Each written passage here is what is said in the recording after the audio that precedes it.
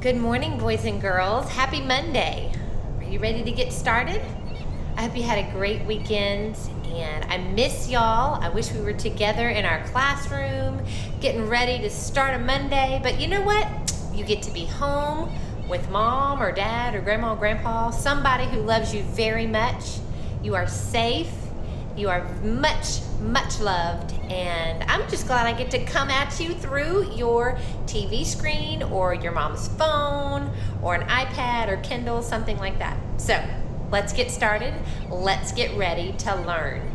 Today we're going to start off by talking about the power of your words. You know what? The Bible has so much to say about the words that we say. There's a Bible verse in Proverbs 18, verse 21 that talks about there being power of life or death in our tongue.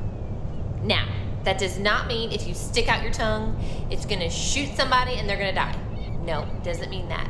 But it means that the words we say have the power to make somebody feel better about themselves or feel worse about themselves. Our words have the power to tell people about Jesus. Our words have the power to be respectful and show someone how much we care about them. Think about today how you can use your words to give life to the people around you. What do words that give life look like? What do they sound like? I want you to think about that. Maybe you can even talk with your mom or dad about that. A Bible verse coloring page that I have for you, or just a printable if you want to print it off. It might be backwards to y'all, I'm not quite sure. But it says, what you say can mean life or death. Those who love to talk will be rewarded for what they say. Ooh, there we go. Those who love to talk will be rewarded for what they say. So think about, as Christians, we're supposed to reflect Christ. We're supposed to do our best to follow after Jesus and say the things that he would want us to say. So just think about your tongue today. When you talk, ask yourself, are my words life-giving or are they death-giving? Something to think about this Monday morning and get you off on the right track. There's also a video clip that you can watch about the power of words. It's going to be talking about in the book of James. James had a lot to say about words as well. So you can check that out when you're done watching me. After that, you're going to do math. We're going to be talking again about time. Miss Jen has her clock here. I don't know if you can see it. Yep, you can see my clock.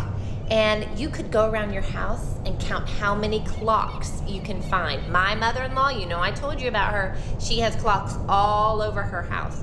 I've got one on my watch here. Chances are your mom or dad have one on their wrist. They've got one on their phones. Goodness, that's 3 right there.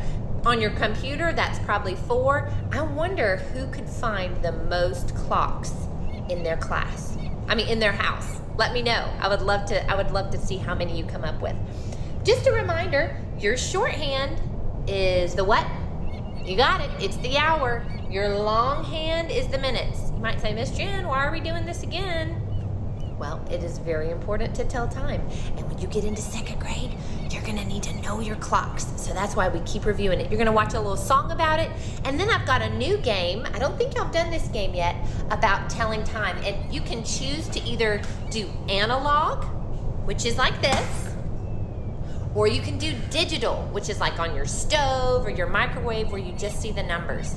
The song is going to talk about that, and then the game is also going to give you some review for that. It's also in the game practicing AM or PM.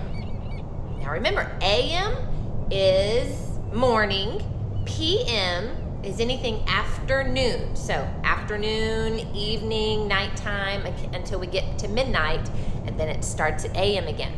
So take a look at that, get you some practice in.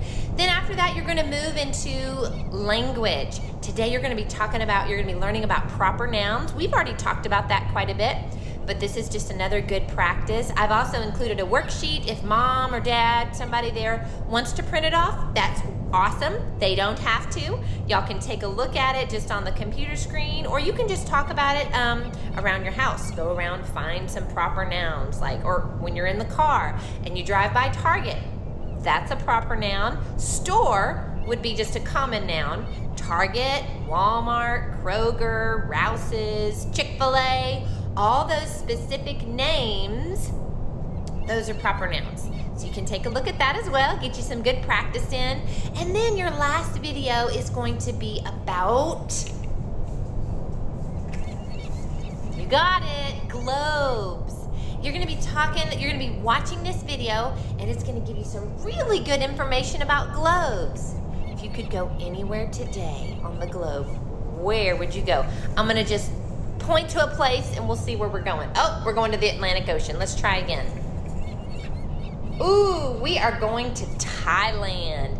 Thailand is over by China. It's in the continent of Asia. If y'all have a globe at your house, take some time and look at it. You're gonna see things like the equator, the North Pole, the South Pole, all kinds of neat stuff on the globe. So take a look at that, and that'll get your brain going, because you might be learning about that in 2nd grade too. So we gotta make sure you're ready to go. Be sure you're practicing your math facts. Get you a game on mom or dad's phone or on your computer to be practicing that. Do some reading, either by yourself or maybe with one of your stuffed animals or your brother, your sister. Just take some time to do some reading. And I hope you have a wonderful, wonderful day. Please send me some pictures or send me a Marco Polo. Call me if you want, and you can read your words out loud to me, or you could practice your math facts with me if you want. I'm here for you guys. Love you so much. Bye-bye.